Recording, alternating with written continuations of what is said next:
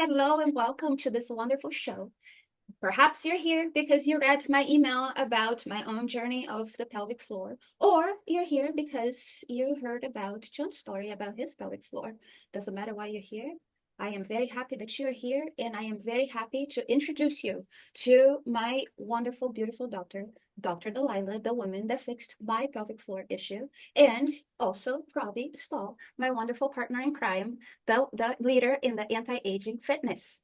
Welcome, team. Thank you so very much, Patricia. And I'm so looking forward to this great show and getting to know so much more about pelvic floor. Of course, the team and I, with Dr. Dalila, having been added to the Fitness Doctor team, some VIPs are beginning to see more of her and see her integrated within the team. But just for first, an announcement for all VIPs, Dr. Dalila is officially on the Fitness Doctor team as a leading expert in developing specific things for the pelvic floor. So in a few months from now, look for many new developments to come for our VIPs in that realm. But for all of our audience members, I'm looking forward to making this an absolutely wonderful show together. And let me give you a little bit of background and some personal insight about things that I feel are really important to know before we get into the subject matter.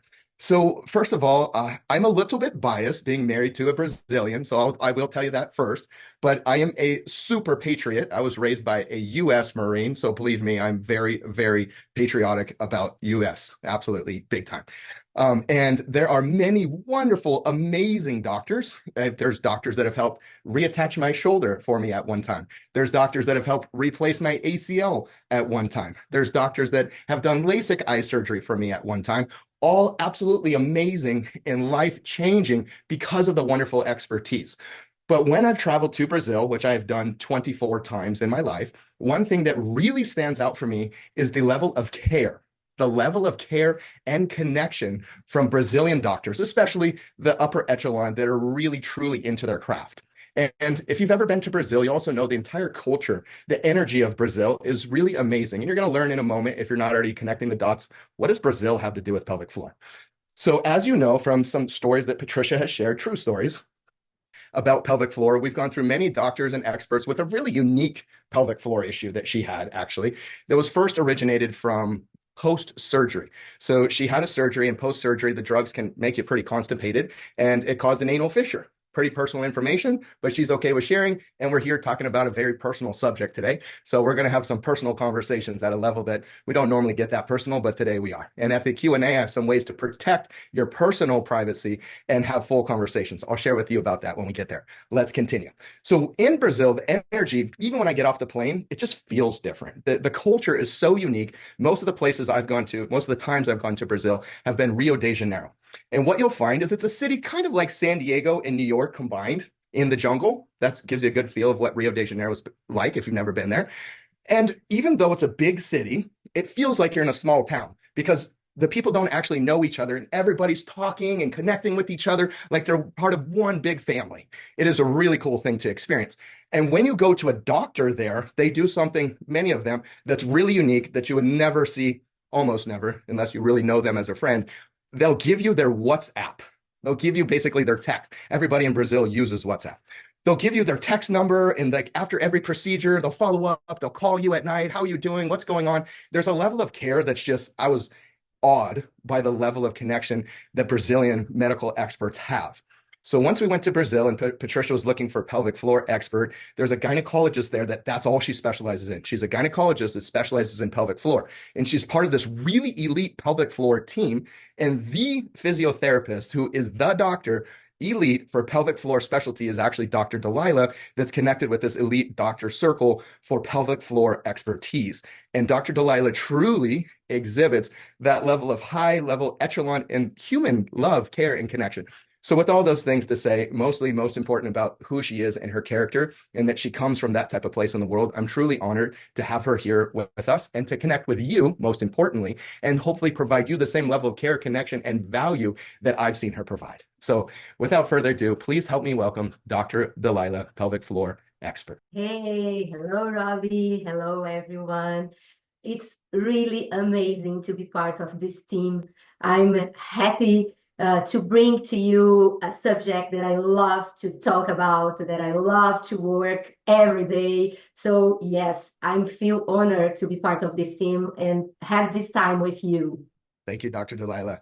It's interesting that you're a pelvic floor expert. This is not a normal area to go into. It's a really unique subject matter. And then when you become a doctor and you become a specialist as a doctor, there's usually something that brought you into that passion to make this like to go 100 miles deep into one subject matter. So is there a reason why you became a pelvic floor expert, or what happened in your past, or what initially interested you in specializing in this area? Yes, definitely. First, I'm a physical therapist since 2004. And when I started to work, I did a post-graduation in geriatrics and started to work with orthopedics, posture, insights on business, and doing this until 2011 when I moved to France. There, I had my second baby, Ian, and it was a special experience there with my pelvic floor. So my interesting about pelvic floor muscles issues started in my second pregnancy, but I was in France. When I come back to Rio, I started to dealing with some issues. Like I had a painful intercourse after my second birth. I had stress, incontinence, like when I cough, when I laugh, I lick it, I had urine leakage. So I said, okay, I'm a physical therapist, but I'm not really studied a lot this part of our body. So because of this experience, I started to study deeply the pelvic floor muscles, their functions, some issues. I did other post-graduations for understanding that, like in pain, in sexuality, everything to try to figure out my issues and also to try to help a lot of people to talk about this part of our body that is like intimate part. So yes, definitely there was a sign with me, symptoms that made me understand and study more this part. Very interesting, Dr. Dalila. And before we go forward, I want to mention to everybody that normally a very fluent speaker knows about 25,000 words in a subject, right? And Dr. Dalila is fluent in Portuguese, of course, the native language of Brazil, also fluent in French, and also fluent in English, of course. So just remember, if some words are off a little bit, it might have something to do with her vocabulary being in the neighborhood of about 70,000, while most of ours is in the neighborhood of about 25 and maybe upwards of 50,000. So Dr. Dalila, if you would tell us, what is the pelvic floor? Like, we know what a bicep is. That's more common knowledge. We see that flex when we're bending our elbow or doing a curl exercise. But pelvic floor is more in an intimate area, and it's like, does it include the groin? Is it part of the adductors? Is it like part of the reproductive organs? Like, for everybody here, can you create clarity for us? Like, what exactly is the pelvic floor? How does it function? And why is it so important? Yes, first of all, it's important for us to know that men and women have pelvic floor. Both we have. And the muscles are almost the same. The biggest difference is that us, like a woman, we have 3 orifices in that part, and men have 2. So that's the biggest difference. And because of that, normally women has more issues than men, pelvic floor issues. For helping us to understand, I bring my lovely anatomic model. I love this because I think that it's more visual and we can try to understand more about that part. So everything that you see that is white is our bone. So we have pubic bones, we have hip bones, we have spine bones, and if we turn back, we have sacrum here. This is a female model, but for men, it's almost the same. If I turn in a gynecologic posture, we can see red colors. All that we see that is red are our muscles. When we think in pelvic floor, we think, okay, I have one muscles, like perineum. But in fact, they are a lot of muscles. They are connecting and form a net in that part. So we, in a gynecologic posture, for the men, we don't have this part, but the muscles are almost the same. And if we turn and see in an inside view, we can see there is a lot of muscles here that connect it. If our sacrum, here, if our hips, so everything is connecting in that part. So when we think in pelvic floor muscles, we need to understand that they are more important than only the sexual part. So I would love to tell you the 4 major functions of the pelvic floor. The first one, because they form a net, we have a function of support function of the organs for men and for women. When we have a baby inside, when we are pregnancy, the pelvic floor also are responsible for supporting the baby. We have a kind of eight in our pelvic floor, so supporting our organs. The second one, continence. They are responsible for helping us to not urine leakage or fecal leakage, continence. The third one is sexual part because are in our intimacy part. So yes, that's of course.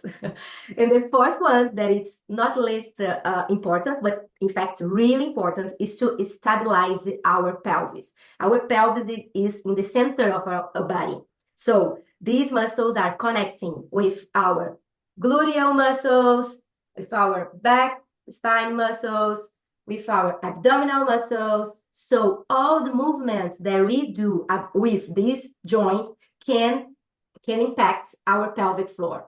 And the opposite is also true. If our pelvic floor is healthy, they can help for the stability of our body. So they are really important muscles in our body, and they have four biggest and important functions for us. So I would love to share some statistic with you, just to bring peace in your heart that it's not only you, but there is a lot of people having pelvic floor issues. And normally we think that it's normal, but it's not normal. It's common, and we can release and increase, release and achieve all these symptoms. Yes, I think that's the word. Overcome the symptoms. Overcome, yes, thank you. So for the statistic, more than 200 million people will experience urinary leakage worldwide. So it's a lot of people. According to the International Continence Association, 50% of adult women and 75% of women over 65 years old, and also men, 15% of men will have some type of incontinence, or stress incontinence, or urge incontinence, or overactive bladder. So we started to see that it's common. More than that, 20% of population suffer from constipation. And we know that constipation have a relationship with some incontinence. 75% of women have experienced pain during intercourse at some point of their lives. Like me, after birth, sometimes in menopause, sometimes when we have some illness like cancer or endometriosis or just aging, so we can have pain in intercourse. And we cannot forget, Robbie, that 80% of the population will suffer from low back pain. And when we don't know why we have this low back pain, probably pelvic floor muscles are part of this pain. So we need to look for these muscles. It's very common, but there's a difference between common and normal. So it's like how a lot of blood work works, right? So it's like, and the more the population gets unhealthy, the more blood work changes because it's based on the standard of everyone turning in their blood work. It's like, okay, the population, you're fitting in average. So by the way, when you go to your doctor and you get your blood work done, and you're like, oh, you're average. Many times that's not good. And there's many details to that, right? So with that being said and understood, and pelvic floor is the same. It's like, oh, this is normal. Okay, it's normal. It happens a lot, but it's not good, and it shouldn't actually. Sorry, it's common is what I mean to say, but it's not normal. In other words, in optimal physiological function and optimal biomechanical functionality, this should not happen. In other words, there's many things you can do to improve this condition, and there's things you could be doing now that could be overstressing these tissues and helping to create this situation. For example, doing exercise in the wrong way and the way you're connecting with your body as well, which I look forward to getting much deeper into those subjects. So if you would share with us more on that subject of common versus normal, and what kind of things should our VIPs and our audience be looking out for? How should they be looking at this? First of all, it's just to know that it's not normal. It's the first time that we need to know. Because when we know that, we started to looking for help and for release these symptoms. The second thing that we need to understand is you are unique. So we can have the same symptoms for two persons, but the pelvic floor are different. For example, they are muscles like biceps and other muscles of our body. So they need to have, they need to be strong, but they need also to be able to relax. It's important to have the coordination of these muscles. And sometimes we just think, okay, my muscles are weak because maybe I'm 70 years old and all my body is like weak, so my pelvic floor muscles are also weak. But maybe this is not true. Maybe we have a tight pelvic floor. And if you have a tight pelvic floor, we can have also the same issues. So it's important for us to have this awareness of our pelvic floor. So you look at these muscles. So now you know, men and women, that we all have pelvic floor. The first thing. The second one, try to understand that these muscles have some movement. So how can we feel if my pelvic floor is there or if they are sleeping? So we try to think, okay, I will contract and feel my pelvic floor. Normally they call this a Kegel exercise. So when you think in Kegel exercise, it means the muscles contract and they are able to relax. But what is the problem and the tension that we need to have? Sometimes we take some videos in YouTube and see, okay, if you cough and lick it, you need to contract and relax, contract and relax, contract and relax. But before contract and relax, we need to understand if your muscles need to be relaxing before or be strengthened at the same time. So what I want you to understand, I will try to do it more clear. Let's think about two persons. Both are overactive bladder. That means needs to run to go to the bathroom. They need to go each 30 minutes, each 1 hour. Maybe they leak it in the way to go to the toilet. Maybe need to wake up 2 or 3 times at night. Two different persons with the same symptoms. If both started to do Kegel exercise, maybe one of them will have some improvement. But the other one is saying, okay, I'm worse than I was. What's happening? Let's try to understand. We can have weak muscles. And yes, for this, we need to do Kegel exercise. But we can also have a tight muscles. And here we don't need to do Kegel exercise. We need to learn how to relax these muscles before straight them, okay? And how we know this? About a specific question. If we ask specific questions to know, do you have some constipation? What type of lifestyle you have? Are you sleeping? The exercise? Are you doing some exercise? So we need to investigate it a little bit more to understand which type of exercise we needed to do it. Is it clear? Yeah? Good. So yes. So first of all, understand that men and women have pelvic floor. Second one, not to do Kegel just because YouTube say to us that we need to do Kegel. And third one, try to understand and to feel your pelvic floor. If you are able to contract, but also you are able to relax. Can you break this down for us a little bit more? And it's, by the way, before we go into that, it's very interesting because what you just presented is the same actually throughout the whole body. And our expert fitness doctor team spends a lot of time trying to get VIPs to calm down and stop focusing so much about how much weight. I'm not weight training. And that's, you are weight training, you're resistance training, you have bands, your body's resistance. There's many forms of resistance. Just because you don't have a weight plate in your hand doesn't mean you're not strength training. And the beginning of strength training really starts with having a mind-muscle connection from the sensory perception. The sensory perception is what we call afferent signaling in science. So there's sensory perception. And how does it feel? How's my body feeling? How's my scapula moving? How's my pelvis being aligned? How's my posture? Can you feel that?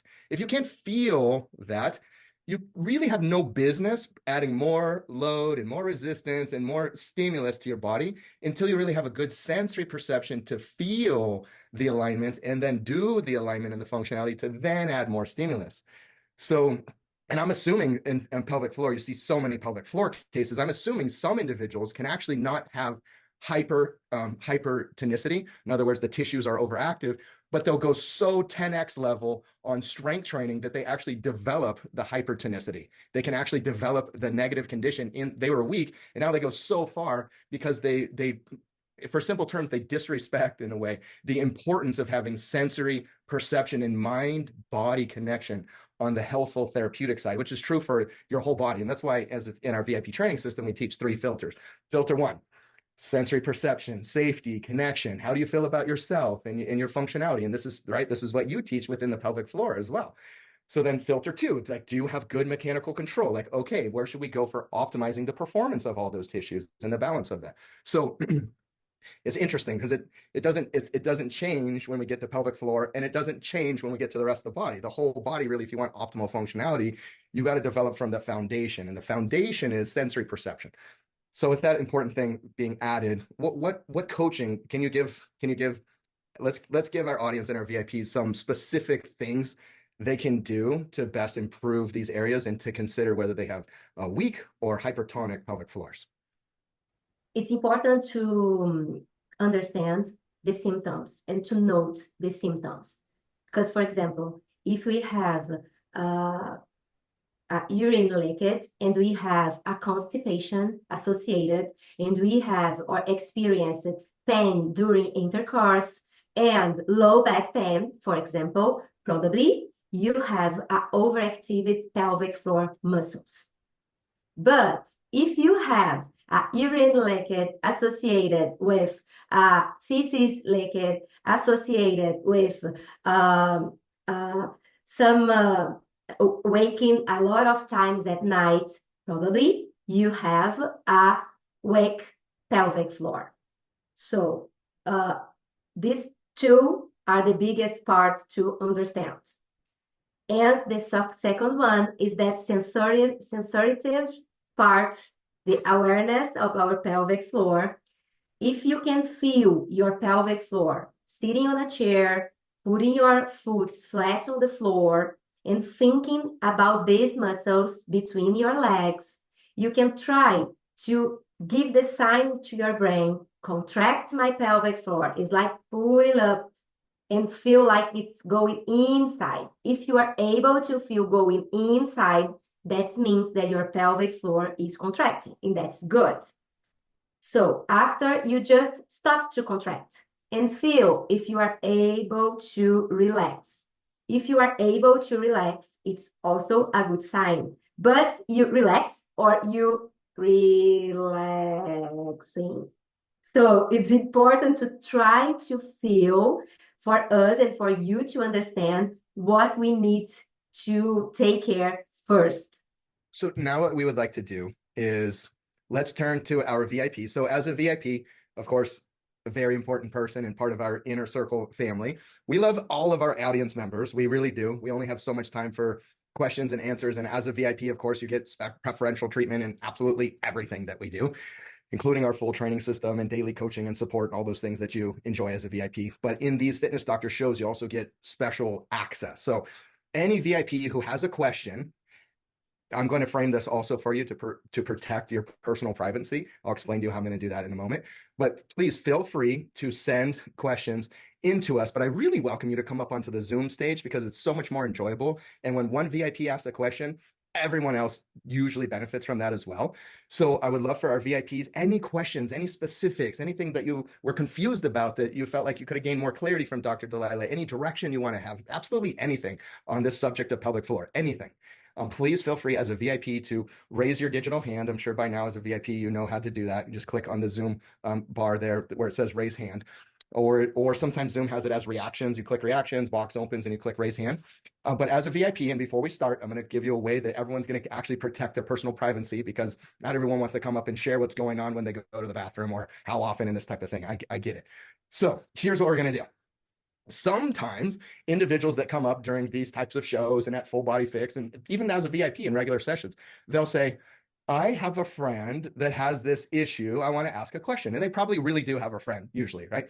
But here's what we're going to do in this Q&A to be able to protect everyone's personal privacy. Every VIP coming up on Zoom stage is going to have a friend. Every VIP has a friend. So whatever questions you have, and no one's going to know, like you might actually have a friend. So we don't know if Rivka has a friend or if it's about her. We don't know if Annie has a friend or it's about her. And it honestly doesn't matter. It matters the value that you're gaining. So everyone has a friend. So if you would, my friend has this issue and that issue, and you can just get into whatever details, and nobody knows if it's actually about you or your friend. So let's phrase all of the questions that way. And that way we can have a public discussion and no one has any idea whether it's actually about you or your friend. So hopefully everyone understands what I just shared. And Patricia, you had something you wanted to share? I will share that after we do some questions. Okay, so hello, and then my fitness doctor team is actually supporting us on this. And if you're a VIP, they'll bring you up on the Zoom stage. And Ron, I'm so sorry. Please say your first name for me again, because I don't want to say it incorrectly. Sorry, 1 second. Let me unmute you. Okay. Yeah, it's Ronnie. Ronnie, awesome. Hello and welcome to you. Hello. Lots of love. Wonderful to have you here. So let's see, my friend has issues with vaginal dryness for sure. And that might be one of the things that is related to pain during intercourse. But I'm wondering how she could tell if this is something that is more from a pelvic floor issue, or it could be both, or what? How do you tease out what things might be related to what? Hey, Rani. Yes, the dryness in pelvic floor is more about mucose, like skin, than the muscles. But when we improve the muscles functions, they can have more relaxing in the intercourse. Because when we started to have dryness, our muscles also trying to be really tight. And we need to improve this function to relaxing these muscles during the intercourse. And also with the gynecologic, maybe put some cream, some that she will counsel you. And Rivka, hello, welcome to you. Always wonderful to see you. Thank you. So I have maybe a combination of a weak, well, I don't know whether it's weak or strong pelvic floor, but Your friend has. Your friend has. That way everyone, because then we don't know. If 100% of everyone does it, then we have no idea who's friend and who. So your friend. My friend has a pelvic floor that she can tighten, contract quite easily, but she cannot keep it contracted. It just automatically relaxes. In many of the exercises in the VIP program, my friend discovers that she can contract the pelvic floor and would like to keep it contracted during the movement of the exercise, but it relaxes. So there's a continual having to remember to contract again. Yeah. Yes, so we just need to improve your friend's endurance. And how we do it? Because she has a good awareness and a good function to contract. You just need to contract not so tight, like 50% of the strength, and stay there. Count until 3, 1, 2, 3, and relax. And do it again, 1, 2, 3, and relax. And when 3 seconds, it's easier, we pass for 4 seconds. So we do it isolated, just pelvic floor. After that, we started to try to do it with other exercise. Will be easier than try to figure out the endurance during the others exercise. Could you make sense? I didn't quite catch that. Afterward, we do it with other exercise. What do you mean? Yeah, I mean that first, it's good to start just your pelvic floor, just training the endurance in your pelvic floor. After being good in this endurance, you try to stay with your pelvic floor contracting during the others exercise for all part of your body. Yeah, I got it. Okay. Yeah. Yes. Thank you very much. Yeah. You're welcome. So, Dr. Lupita, keep Rivka with us for a second here. So, really, what you're saying, it's what I call a neuromuscular preparation. So you could also use this like pre-session. So you know that a session is going to have a lot of abdominal core type of work. So you could prepare for the session by focusing on an isolated pelvic floor exercise and prepare those tissues ahead of the session, like 5 minutes before. And that's part of your warm-up. Then when you go into the session, because you've neurologically isolated this thing, the pelvic floor, those tissues, you now have better neurological control to now bring that into a more complex motor pattern, complex body functionality, because you first isolated it. And by doing that repeatedly, just because of the isolation, you get better and you get more endurance, but you also get better neuro control, which then adds to the more complex structure. So part of it is doing, if tell me if you feel this is correct, Dr. Dalila, but part of it is doing it outside of the session, but part of it is just adding a simple preparation before, so now it can become part of the more complex motor control functionality. Would you agree with that, Dr. Dalila? Yes, yes, exactly. Yes. And for those who might have overcontracted pelvic floor, then the objective pre-session might actually be to practice relaxing pre-session, pre-workout, so that when you get into the session, yeah, you might activate, but you're actually going to spend more time trying to relax, especially at the times you should. So you spend a lot of mind-body connection during the session, focusing on relaxing the pelvic floor. And that's how you can combine the pelvic floor functionality with all of your other body fitness functionalities and make it most efficient. And one more element to it. In so many of the exercises, because we're pulling up the pelvic floor, I'm also aware of pulling in the lower abdominal muscles, and I contract them together. And then I'm noticing I can keep the lower abdominal muscles contracted, but the pelvic floor still relaxes. So everything you've said is still valid, but it's interesting to note that they come together and then then they separate. So yeah, thank you. Thank you, Rivka. Lots of love to you.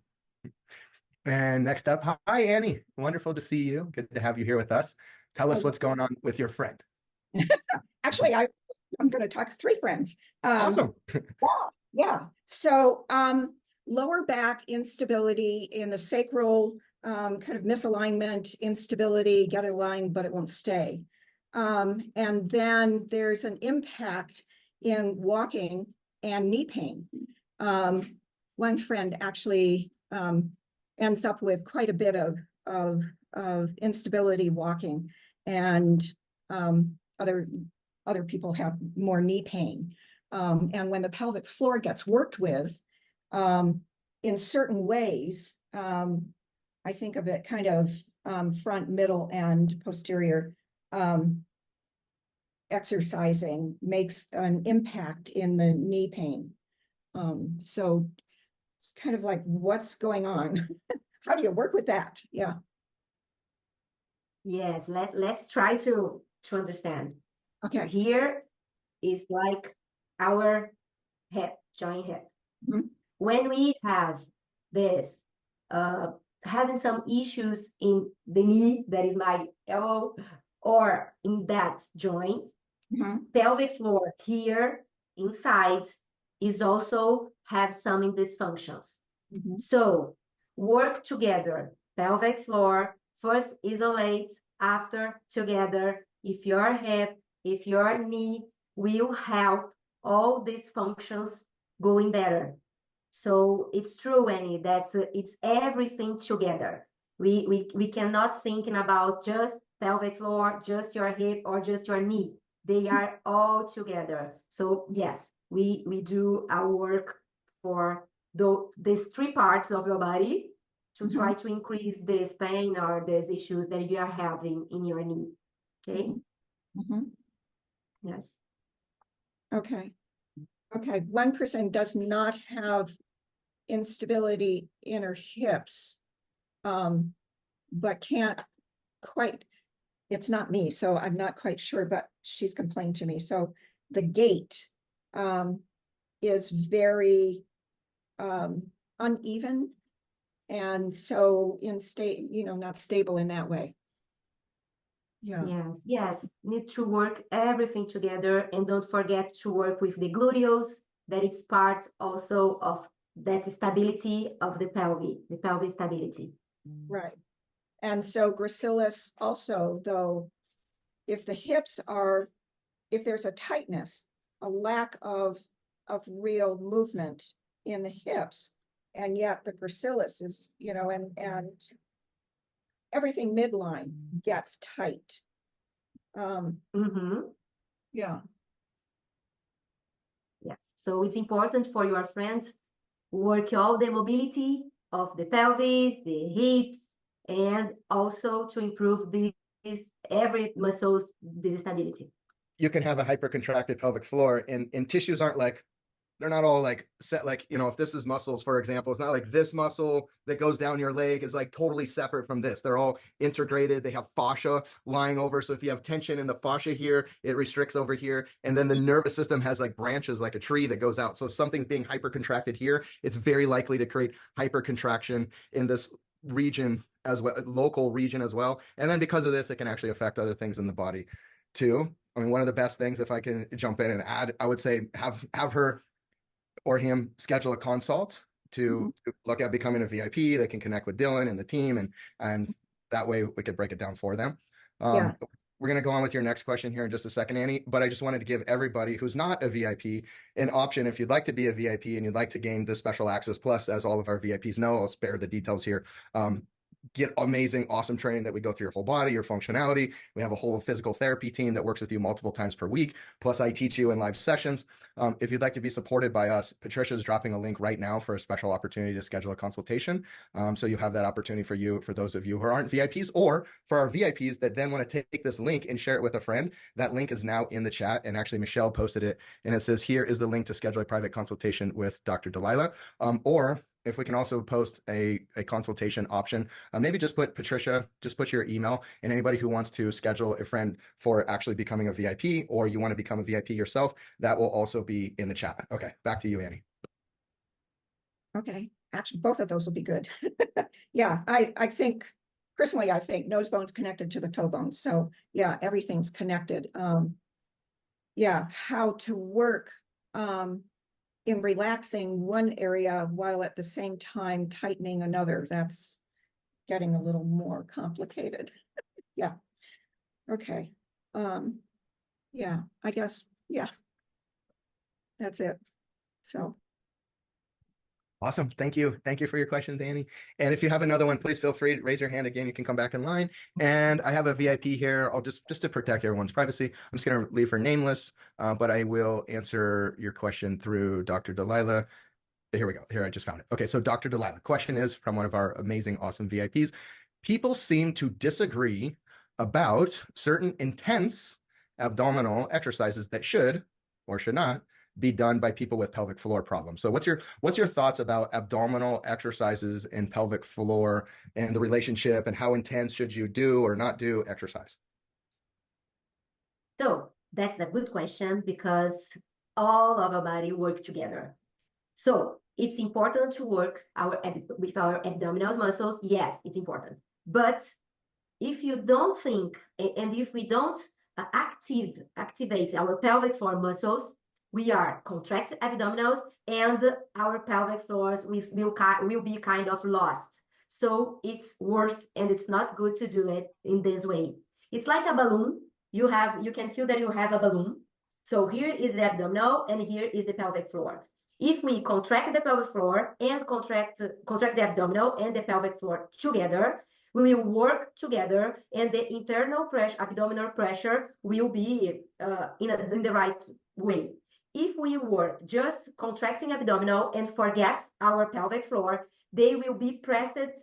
Some pressure goes in the pelvic floor. So if you have some issues, you can worsen your symptoms. And if you don't have, you can have in the future. So there is no problem to contract these abdominals, but with the pelvic floor. So just learn how to do it together.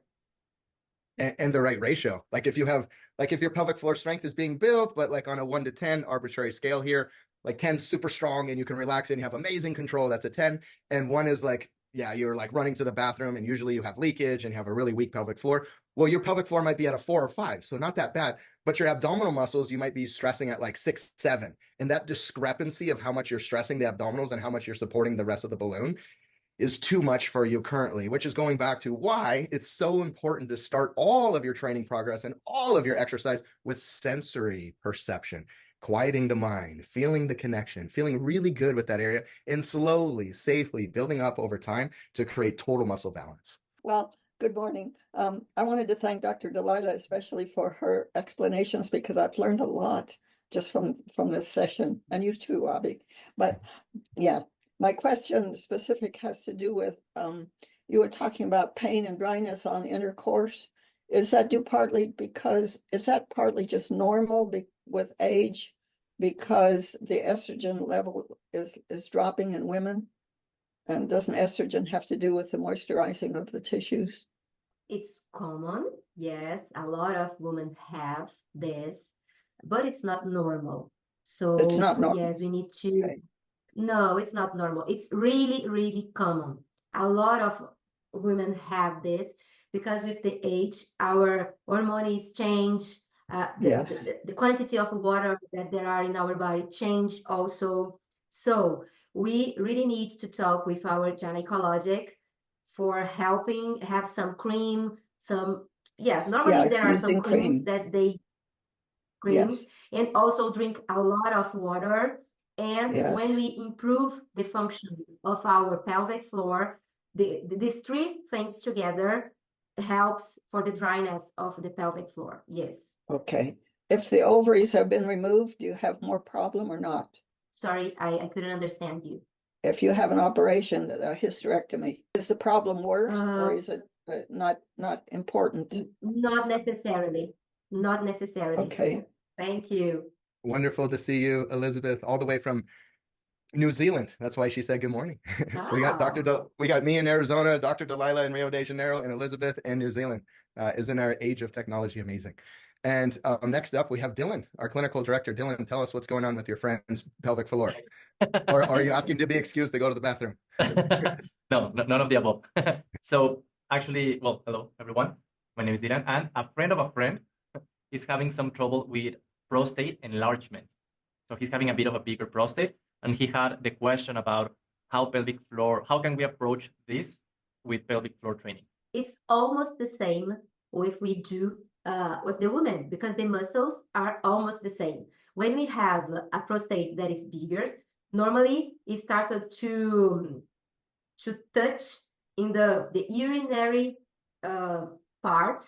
So the bladder have more pressure, and normally the man needs to go to the toilet more often than before, or sometimes they present a urine leakage. Normally we have a weak pelvic floor that we need to strengthen, or we have a tight pelvic floor that we need to relax before it started to strengthen. But we work almost the same time, having good function, doing the pelvic floor, being strong with a good relaxation and with a good coordination and endurance. And I'm sure that he will be better. Yes. My friend. Yes, your friend. Sorry. Thank you, doctor. Thank you, Dylan. And next up, Janice. Hi, welcome to you. Good to see you. How are you? 1 second, we're going to get you a link to, there we go. Good, thanks. Nice to see all of you as well. And Dr. Dalila, a fascinating presentation. Really helpful for my friend, who you seem to have described quite clearly in terms of her needing to get up to 6 times per night and having to run down the hallway and up a flight of stairs in a dramatic fashion on the urgency side. But I'd like to be able to give her some good advice, and I think I got a little bit confused. So, does this indicate that the pelvic floor is too tight or too loose? It depends. Your friend has constipation also, and but she has been told by, hang on, she has been told by a gynecological professional that her pelvic floor is stronger than more than 90% of the women her age. So that's based on a Kegel, right? So I was very interested in the difference between those muscles and the other ones. So if you could clarify, so that I don't steer her wrong. Okay, so we have the muscles that can be strong, but also we have a contraction that it's a natural contract of our muscles. What I mean, when we say hypertonic or hypotonic, that means that we have, without doing anything, or we have muscles that are more overactive than should be, and maybe your friend have a good contraction, but not able to relax everything. So normally we have an overactive pelvic floor. So we need to relax before going, giving more endurance, that the The way to stay contracting for a long time, when we have urgency, need to run to the toilet or wake up a lot of time at night, we need to improve the endurance of the pelvic floor of your friend. So can stay contracting, not a lot of strength, but just half of strength contracting for 5 seconds, 6 seconds, will helping her to improve the symptoms. In another way, if we have another overactive pelvic floor, but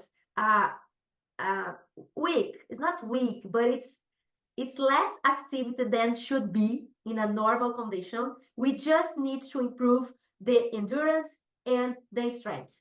So we need to understand if she's able to relax all the muscles.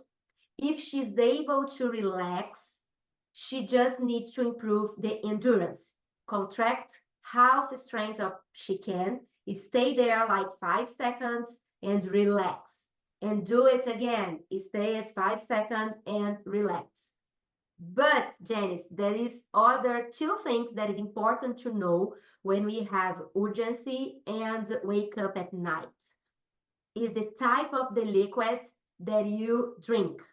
If you drink a lot of citrus fruit, a lot of coffee or soda, or a lot of it's not hot, spicy foods, all of these can contribute for our bladder to be overactive.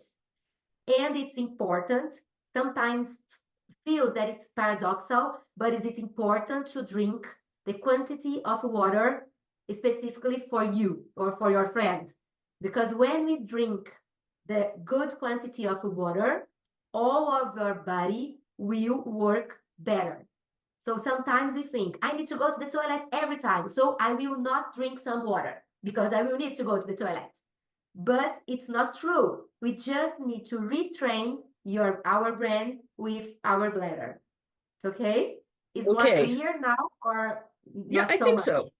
Yeah, no, I think so. I think I understand where you're going with all of this, and I'll give it my friend some advice on that point. Thanks so much. Good. You're welcome. Thank you, Janice. Lots of love to you. And hi, Pam. Wonderful to see you. How are you? We'll get you a link to unmute there. Yeah, I'm doing fine. This has been great. I mean, this has been great. So I've learned so much about some of the more, I guess, useful things, and I wanted to ask a question that had my friend pretty frustrated. Because it turns out that I guess we have the same problem. I'll put it that way. So anyway, we broke our right leg when we were like 10, and it healed very well. But anyway, the foot was turned out. So anyway, we ended up, so it's how everything's connected, the foot turning out relative to the whole, the pelvis and everything. So then you get some knee surgeries and things anyway, start turning the foot back in so it's going to be normal. And no connection, could not connect this. I'm making it sound much more connected than anybody could figure out. And then years later, as you get older, you start having these pelvic problems. So anyway, it basically turned out that what I had done is got both feet straight, but I had twisted my pelvis so that the relationship, I hope this isn't too complex, but the relationship between this foot and when it had been turned out, now the foot was turned in, but the pelvis flung over so that the relationship was still the same. I had to figure that out for myself. I saw multiple doctors and people, and they didn't see it. And now that I finally figured it out, and your tech people have been wonderful, but this is the kind of thing where then it needs to be somebody local. I found a guy who can stretch me, like my foot over his shoulder and those kinds of stretches to try to get this turned around and everything.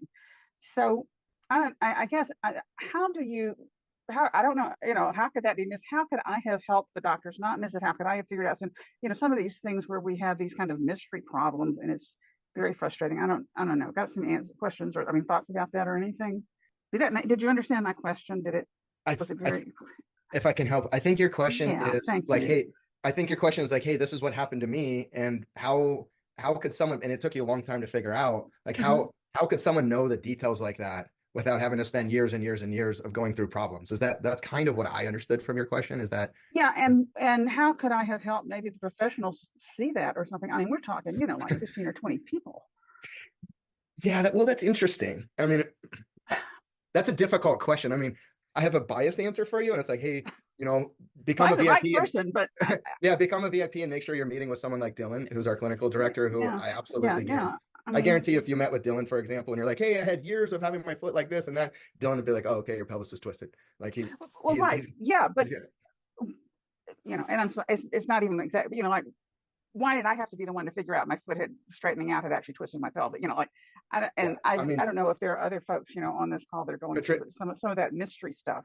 Patricia fell off a ladder a couple years ago, and long story short, broke her foot, passed out, and she was on hot cement. So I either had the choice of her burning or potentially bringing her in the house. Like, we're in Phoenix, okay, middle of the summer. Long story short, breaks a foot, goes to the podiatrist, had a cast, and after being booted, okay, no movement for 6 weeks, he thought, no, you don't need to do PT, you don't need to do any movement, any exercise, right? That's ludicrous. That's like, I was quiet in the doctor's meeting, but I was like, wow. Like, so why do doctors do that? Well, actually, I do know. The reason why is because they don't study that. They're studying medicine and those type of things. Usually there's some who are like top shelf, right? We have a top shelf podiatrist, by the way, in our VIP family. Mark, who I think was here, Mark Feeder. So he's amazing. Like, he knows health and background, and he's a VIP, and that's rare. He's a rare breed. Like, he's a rare breed. Most doctors aren't going to nth degree to like learn all of that stuff, all of the physical and the mechanics and the details. They're usually mechanics that fix a part, replace a part, and they know all the details about that, but it's not about functional anatomy. And you're talking about a subject matter of functional anatomy.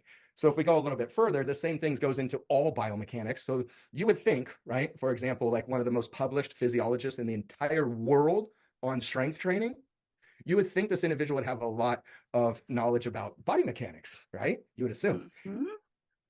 I've had many discussions with this level of physiologists, and they're exercise physiologists that have written multiple textbooks, and they know about a level 3 on the actual body mechanics side. So that's why the fitness doctor consists of the exercise physiology piece and the body mechanics piece and the health piece, so that we tie it all together. Because you go to PT, they're going to do therapeutic stuff. You go to a trainer, they're going to somewhere in the range of overtrain you, right? So how do you fuse all it together? And that's why I said, hey, I have an unbiased answer. That's why I built like what we do. But well, I ask an unbiased question, so yeah. I guess, you know, for me, it's just like be persistent and just keep trying to figure it out. But I just really had to figure that out for myself, and it's just kind of stunned. So yeah.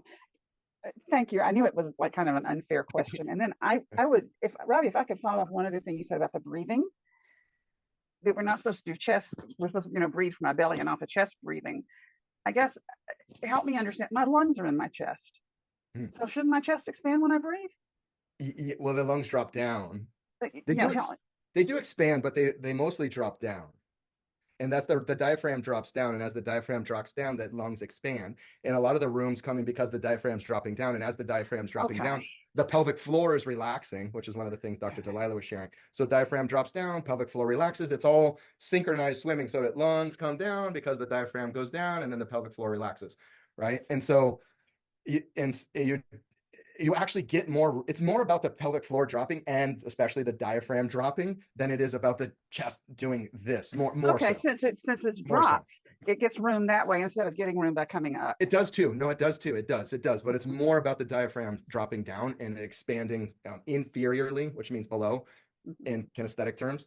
And so it's more about the diaphragm dropping down. And when the abdomen comes out, then what's happening is you're clearing that room. And then that's why one of the things I teach in sessions is focus on expanding your rear rib cage, because you do want rib cage expansion, but what you don't, see if I can take my microphone with me. I'll just speak loud. It'll sound a little boxy. What you don't want is to breathe in and be like, inhale, exhale, inhale, exhale, inhale, exhale. That's like dysfunctional, right?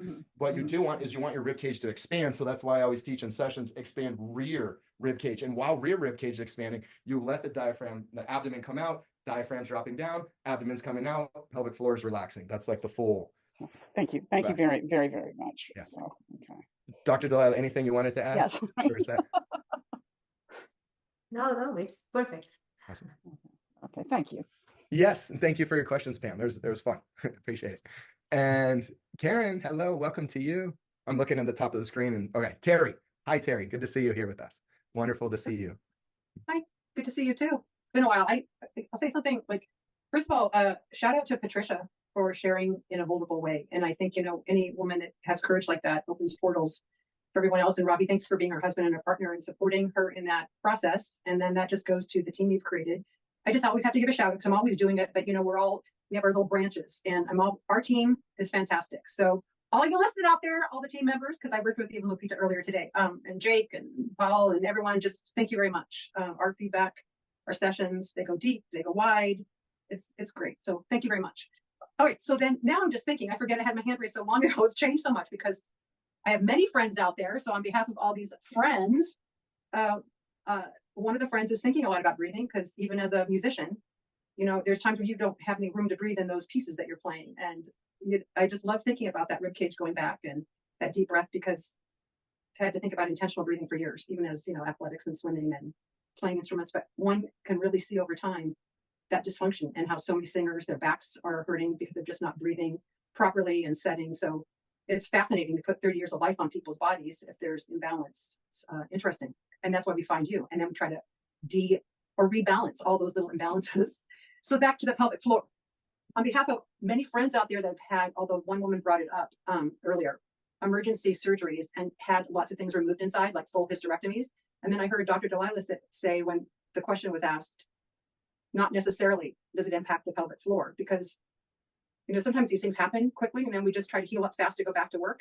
But then you hear, like 5 years later, friends here, hey, you shoulda, woulda, coulda done something with your pelvic floor, especially if you have a hysterectomy. So I'm just curious about that, because it's common for a lot of people, and just even C-sections and all the ways that we get cut open wide. And then I love that concept, like when Dr. Dalila, you're holding up the pelvis, the hips. It looks like a mask, by the way, when I'm viewing it. You see the eyeballs and the pelvic floor there. But that concept, it's been so instructive today. Just the subtleties of that relaxing or not, or the hyper or the not, or the bowl, just visualizing that. And does it kind of go in? Does it kind of relax? I'm just curious for all those friends out there with their bodies assaulted by hysterectomies, if she has any pearls of wisdom, even if it's after the fact. And it's go to you too, because it's been great for internally just going slow to build that stuff back up properly. And talk about impact on hips, alignment, bone density, all those things, right? I think it's all just related. Yep, absolutely. Dr. Dalila, thank you for your question, Terry. Dr. Thank Dalila. you. Thank you, Terry. Yes, in fact, hysterectomy doesn't impact the dryness of the vagina, but impacts the pelvic floor muscles. Because when we take it off one organ, our body needs to adapting for another way. We had a uterus and now we don't have. So what happened with the bladder? What happened with the bowel? So they needed to adapt it again. And when we don't have a functional pelvic floor, normally we started to have a prolapsum of a bladder, like a bladder that started to going down. So it's so common. It's not normal again, but it's so common when women do a hysterectomy, and when they are aging like 70, 75, doctors say we need to do a surgery just to putting up your bladder. So it's important for the woman that will do a hysterectomy or other pelvic surgery, be sure that the pelvic floor muscles are functional. All right. So other than what you were talking about, like you're sharing a little pearl of wisdom, like feel it, sense it, just do like 3 seconds. Do you have like little exercises for friends out there that you recommend to just keep that strength? It feels like it's Yes. If she, first of all, it's important to know if she has the awareness of the pelvic floor. If she's able to feel the contraction and the relaxation of the pelvic floor. If yes, okay, we can just hold. So she will contract a little, hold during 5 seconds, and after relax. Wait 5 seconds and contract, hold 5 seconds and release. Wait 5 seconds. And she can do it 30 times a day, 30 repetitions a day. But it's important to feel the contraction, hold it, and feel also the relaxation. So like this, she can improve the endurance of the pelvic floor. And those friends, it doesn't matter if that person or those people are standing or laying down or sitting, just in general? It's better started sitting or laying down. not Okay. standing because we have the gravity. Thank you. You're welcome. With pleasure. So now we're going to learn before I speak to lovely Karen. Good to see you. So in Portuguese, it's obrigado for thank you. Obrigado. Which sounds more like in Brazil, they say something more like obrigado. They kind of like skip the O. It sounds like, but then they'll tell you, I don't skip the O. I'm actually saying it. But for us, it sounds like obrigado. So a little Portuguese for you. And Terry, always wonderful connection, wonderful questions. Thank you. And lots of love to you. And now Karen, wonderful to see you here. Would love to hear about your friend. Oh, let me get you a link to unmute there. All right, I got it now. Yeah, Awesome. thank you, Robbie. Hi, Dr. You're so Dalila. welcome. Thank you again for offering us this opportunity. Appreciate it. So my boyfriend has an issue with constipation. And when you earlier at the beginning of our session mentioned about possibly the impact that the pelvic floor can have on constipation, you know, my ears were perked open because he has had this issue for a long time. At one point, one of the healthcare providers that he went to go see suggested removing part of his colon. He didn't want to do that. And I just wondered to what extent, you know, could the pelvic floor be influencing his issue with constipation? How could he find that out? Like, does that make sense what I'm asking? Yes. Karen, normally constipation has 4 things that it's really important. Okay. One is drink a lot of water. Okay. And to know the quantity of water, you can do the count 35 multiply for his weight. Does make sense for you? Oh, it's in kilos in Brazil. So maybe we need to converse for, because in Brazil, normally we do 35 multiply for our age. Like I'm 63, so we multiply and we'll do like almost 2 liters. I don't know. 4 milliliters. So 35 milliliters times the kilos of the person's body weight. Yes. Okay. Yeah, Oh, okay. yeah. So if he weighs like 90 kilograms, which is 8 kilograms is 2.2 pounds in a kilogram. So there's 2.2 pounds in a kilogram. So then you to figure out the pounds or just divide it. In our case, you would divide it. So you would go weight in pounds divided by 2.2. Okay. Take that number, multiply by 35. That would give you a good rough estimate. But if I can, Dr. Dalila, one of the things we recommend for water intake is a urine chart, which we have and Dylan could provide to you. So you want to have your urine light yellow towards clear. Consider that if you're taking like a B vitamin or a multi, it's going to color your urine. It'll usually make it like bright and stuff. With that understood, you want to keep your urine light to light yellow, very light yellow. And so as soon as you start passing that very light yellow, it's immediate, like you have an all day long tester of just looking at your urine color. If it starts going above light yellow, drink more water to bring it back to light yellow to clear. Mm-hmm. Okay. Good. That's a good way to know if they need to drink more water or not. Thank you, Rob. So water is important. Ingest some fiber. It's important too, but needs to be equilibrated with the water. Because if we eat a lot of fiber, but don't drink a lot of water, we will be constipated. Yeah. Third one, try to do a moderate exercise, not so intense. Like he can do it something aerobic, but not like it's not possible to breathe. He can breathe during the exercise, moderated. And the fourth one that is the most difficult for all of us is stress control. So these 4 things is impact the constipation. Okay, saying this, it's important to understand if he's able to feel his pelvic floor, because probably his pelvic floor are tight. So breathing exercise, it's good for him. Mobility exercise, strengthening exercise, everything that relax pelvic and all the body and the mind also will be good for him. Okay. Lots of love to you, Karen. Thank you. Great questions. Hope this really helps your boyfriend. Yes, me too. And next up, we have Virginia. Hi, hello. Well, thank you for waiting patiently, Virginia. Hopefully you've gained a lot as you're working your way through the queue to get connected with us here. Wonderful to see you. And we'll get you a link to unmute there. And we're looking forward to learning about your friend. There we go. Now it's okay. Good morning. Good morning. I have a question. How do I know if I'm engaging my pelvic floor? What does it feel like? How do you know? Yeah. Okay. So you are sitting in your chair, right? Your feet are on the floor, right? Yes, good. So You will think in your vagina, in your anus. Okay. Can I pause you for just, I would highly suggest everyone in this session do exactly what Dr. Dalila is teaching you so you can walk through and experience exactly what she's teaching. So if you could just simply repeat those steps, Dr. Dalila, I would strongly encourage everyone to do exactly what she's teaching. Okay, so let's go, everyone. Sitting on a chair, putting the feet on the floor, all the woman will think in your vagina, in your anus, and the man think in your anus only. So you will give the sign to your brain. I want to pull up my vagina and my anus like an elevator, like going up. And if you feel doing this, you are engaged in your pelvic floor. But beware with your gluteus. If you are contracting your gluteus, you are doing like this on a chair.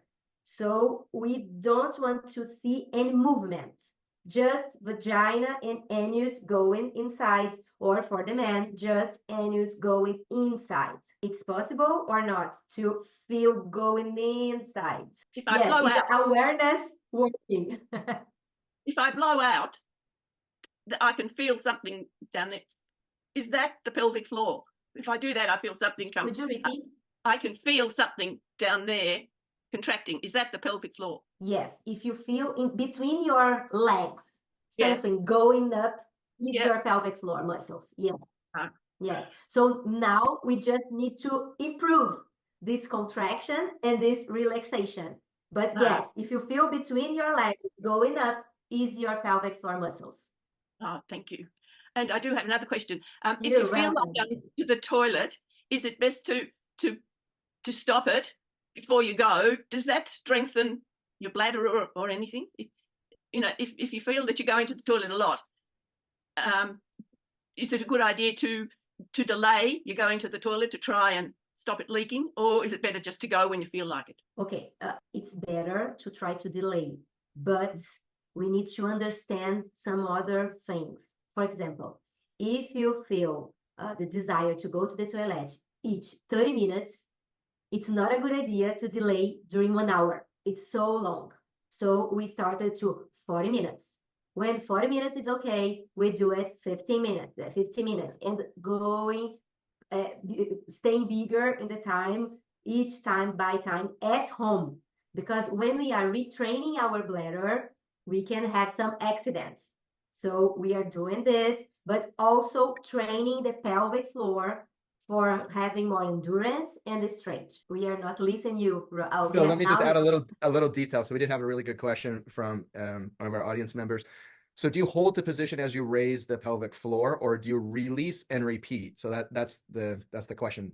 And I'm sure that I'm could sure you the just answer. repeat? I'm not listening Absolutely. you. Yes, please. Sure, absolutely. So during that exercise that we just did, and I'm sure the answer is both, and we can build it in the same mechanics as any exercise.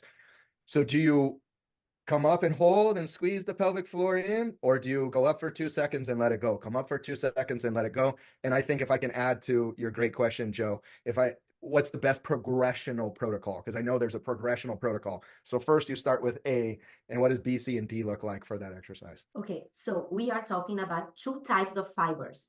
We have fibers that is for velocity. That is like when we have a stress incontinence, for example. So for this type, we just need to contract and relax, and we can wait like 2 seconds before contract again. Contract, relax, 1, 2, contract, relax, 1, 2. So the velocity fiber. The second one is the endurance fiber. So in that one, we will not contract with a lot of strength, but just a middle of like 50% of strength. We contract and we hold. If we are able to hold just for 3, we hold 3, relax 3, hold 3, relax 3. If we are able to hold until 6, we hold 6 and relax 6. Our goal is holding until 10 seconds and relax 10 seconds. Brilliant. Okay, so to repeat, you have fast twitch muscle fiber. So in English, we call this fast twitch muscle fiber and slow twitch. And so fast twitch, it does greater strength, higher velocity. These type of tissues break down easier, which means they can develop and grow more. And slow twitch, which are characterized by having more mitochondria and more endurance capabilities. So these are slow twitch. On the fast twitch, we're going to go up for 2, let go for 2, up for 2, let go for 2. And on the endurance side, we're going to do whatever seconds we can, but up to 10, whatever seconds we can control well, up to 10, relax for 10. And would you say then that it's probably better to start predominantly with the endurance and then cycle in a little bit of the fast twitch, especially for someone that's first developing? It's better beginning for the easiest for each one. If the fast one is easier, start with the easier. Okay, so it's more about the neurological control than the actual changing of the mechanical characteristics of the tissue. It's more important to go with the neurological control that you most connect with and build that and then start adding the other one. Awesome. Makes a lot of sense. And then Ronnie, we need to wrap up. We're going to bring, so if you bring like one question and then Rivka, we're going to go brief and then with Ronnie and then brief with Rivka. And before we do that, I have one announcement. And that is, we have the full body fix coming up that starts July 20th. I'm not going to talk a long time about it, but as you all our VIPs know, it's awesome. Otherwise, they wouldn't be VIPs. And we go through your whole body. We talk about all your mechanics and details of your foot, your ankle, your knee, your hip, many different details. You learn so much more once you become a VIP, but it's a wonderful starting point. And that full body fix is actually free. It's 5 days and we go in great depth. I highly suggest you attend that if you're not already a VIP. For our VIPs, I highly suggest send that to a friend, those of you care about most. If you really care about someone, what an amazing gift to be able to send them to this for free. Patricia's now posted in the chat. And with that being shared, Ronnie, it's your time again. So my question is, I've been reading a lot recently, partly for my own benefit, partly generally, about menopause and the effect on ligaments for women because of the reduced estrogen. And obviously that affects the pelvic floor, but presumably it affects all of our ligaments. And I wondered if you could comment a little bit on any therapy that you could suggest, because I'm reading about supplements people recommend. I'm reading about, I'm obviously doing this program. This is the main reason, but I wanted to know if you had any other thoughts because of your background, especially because suddenly I'm seeing ads for all different types of supplements, and I'm suspecting a lot of those are just taking advantage of this research, but they're not necessarily based on an actual physiological benefit to those supplements. So just if you could comment on that. When we are in menopause, a lot of change comes in our body. And it's true that the supplements can be helpful for us. It's true also that it depends in which kind of supplement, because sometimes it's like hormone, but sometimes we don't really need hormones, but some vitamins, some other natural supplements can help us to live the menopause time that will be our life. So the best thing to do is stay activity in your body, doing the exercises, having some healthy food, drink the water that we need, and with your doctor saying, see if it's good to have natural supplements like vitamins, or if it's really necessary to have hormones. So normally we have this 3 combo for our menopause time. And the best thing you could do, Ronnie, is find yourself, which I have some connections for you. The only downfall is doctors have to be in the same state as you or licensed in that state to actually prescribe anything. And many times a good doctor, that the answer is actually going to be nutraceuticals. It doesn't mean that doctor, just because they recommend a pharmaceutical, is bad necessarily. Depends on the case and situation. But find yourself a really good naturopathic medical doctor that can look at food allergies and your hormone panel, and they're not based on like the average. Like you don't want like, oh, you're average, it's good. Like, no, like I want to be optimal. I want to live a long time with extreme great vitality, a quality of life. Find a doctor that specializes in that, especially for females, especially within your age group. And like, because nutrients are especially beneficial when you're deficient. And the only way you know you're deficient is if you get good testing. And then the only way you know that the foods that you're trying to get the nutrients from is that you don't actually have a food allergy from, which is going to give you more. And an allergy doesn't just mean you get a rash. Like you could have stuff, you don't even realize you have an allergy, and it's creating inflammation in your body, which then creates worsening situations. So the naturopathic medical doctor, a really good one, would be the best. If you need a recommendation, I can connect you with one. Yeah. And back to you. Lots of love to you, Ronnie. Back to you, Rivka. Hello. Welcome again. And a link to unmute. There we go. Question about the exercise for endurance, the building up the 3 seconds of relaxation, and how do we coordinate breathing with that? And of course, usually in the exercises, we're exhaling as we draw the pelvic floor up and inhaling and letting the pelvic floor relax. Is that important? Yes, it's important to coordinate, but you can start just breathing normally and hold 3 seconds and relaxation 3 seconds. When it's easier to you, it's more normal to do it. Don't need to pay attention with this endurance trying to stay 3 seconds. You can coordination your breathing. If you want to do it, you will inhale, not a lot, just a little. And at the time that you exhale, you will contract these abdominals and the pelvic floor together. Okay? But it starts isolated. It's easier. After you can coordination the breathing and the abdominal together. Okay. So after getting used to it, we go to what is the most normal, normal. And that is that as we exhale, we draw up the pelvic floor. Exhale, drop them. Exactly. Yes. Okay. Thank you very much. And Dr. Dalila, any parting words that you would like to share before we part for now from our VIPs? We'll see you again very soon. We'll see you in sessions. Tomorrow's Thursday, so I'll be in session with you. All your experts will be in session with you. But Dr. Dalila is becoming a very integral part of our team. We're about to start analyzing all the VIPs with questionnaires and stuff and see what the actual pelvic floor health is of all of our VIPs. Then we're going to be developing module-based systems and a structure to like elevate everything we do in pelvic floor. So that's going to be happening over the next few to several months. We'll be building these things in the background, and you'll be getting little messages. We'll take in information, and then a few to several months from now, you'll see some elevation in our services on that. So, and we're all really excited about that. I know our VIPs are as well, and Dr. Dalila is too. But with that being shared, Dr. Dalila, anything else that you'd like to share before we say bye for now? Just that I enjoyed this time together with you. Just looking your faces and your smiles and the questions that are important.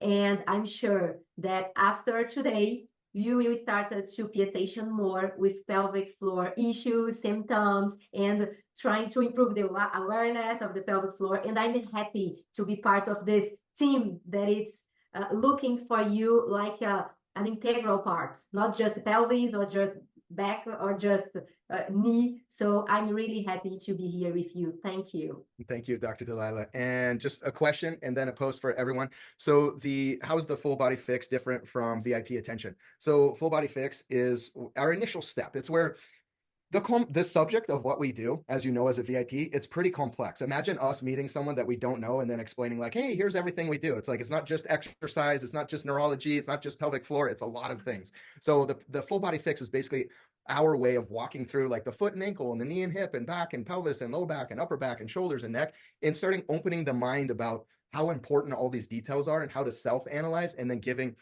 individuals some personalized exercise based on what they found in their body. And we do it for free. And it's just 5 sessions. At the end, they get an opportunity to become a VIP. And that's basically what the VIP, the full body fix is. As a VIP, then we're actually do the stuff that I'm talking about in the full body fix. Then we're like, okay, we guide you every step of the way. We develop your whole body. We're always improving. For example, as you just experienced today, bringing on Dr. Dalila into pelvic floor developments. And we're always growing, always improving, always adding new structures to everything we do. So the VIP is like full on, high touch, elite physical therapy, highly guided and supported services and systems. That's what the VIP system is.